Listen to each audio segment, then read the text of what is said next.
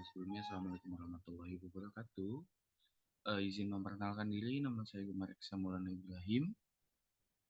Saya dengan NIM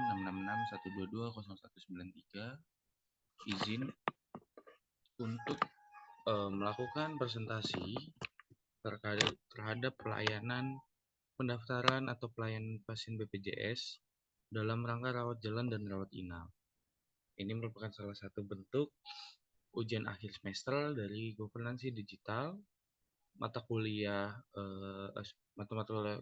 governansi digital yang dosen pengampu Ibu Ayu Budiarti.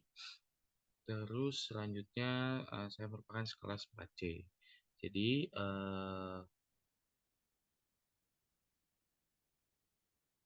untuk yang pertama, flowchart yang pertama yaitu pasien datang, kemudian memasuki loket BPJS untuk melakukan verifikasi. Selanjutnya, pendaftaran sebagai registrasi pasien baru atau registrasi pasien lama. Ini karena kan apa mungkin di rumah sakit tersebut sebelumnya pasien ini telah datang atau telah pernah melakukan berobat, maka akan terregistrasi sebagai pasien lama. Sedangkan jika baru pertama kali, maka akan terregistrasi sebagai pasien baru. Kemudian selanjutnya akan ada pengecekan dari penjaminan BPJS untuk dikeluarkan surat penjaminan BPJS. Kemudian ada surat penjaminan dari rumah sakit bahwa nantinya biaya yang dikeluarkan itu akan ditanggung oleh BPJS. Kemudian setelah melakukan pendaftaran, setelah mendapatkan surat-surat berikut, akan ditujukan kepada poliklinik tempat yang menjadi dia sakit. Apakah jika misalkan ia ingin lahiran, maka akan di poliklinik kandungan. Apakah terkait masalah gizi, itu akan diarahkan ke poliklinik gizi. Nah, kemudian pastinya tentu dalam poliklinik ini akan ada penunjang medis. Nah, penunjang medis ini ke laboratorium, radiologi atau gizi. Ini akan melakukan pengecekan dari pihak rumah sakit. Kemudian diarahkan kembali poliklinik akan dibuatkan keputusan dirawatkah atau bisa dalam rawat jalan atau bisa pulang ataupun dirujuk. Nah, memberikan obat rekomendasi resep untuk dibayar di apotek, kemudian pasien pulang. Kemudian kalaupun yang pilihannya dirawat adalah untuk melakukan registrasi rawat inap.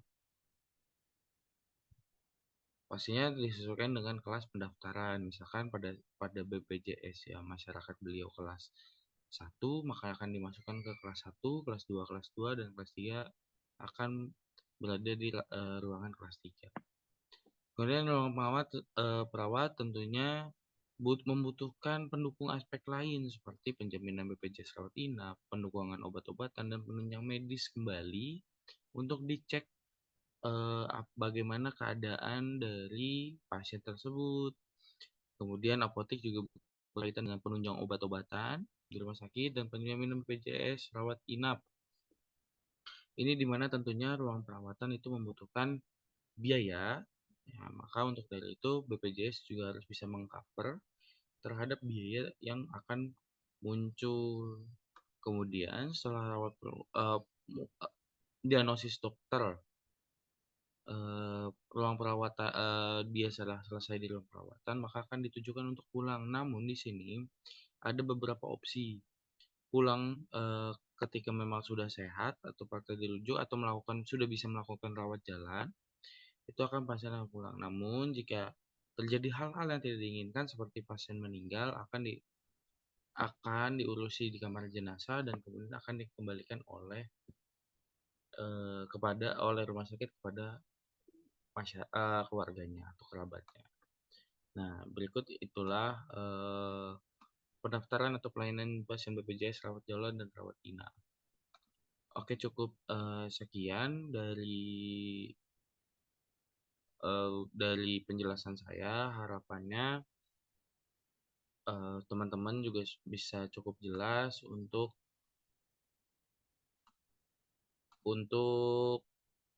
memahami bagaimana alur BPJS. Cukup sekian dari saya, kurang lebih. Wassalamualaikum warahmatullahi wabarakatuh.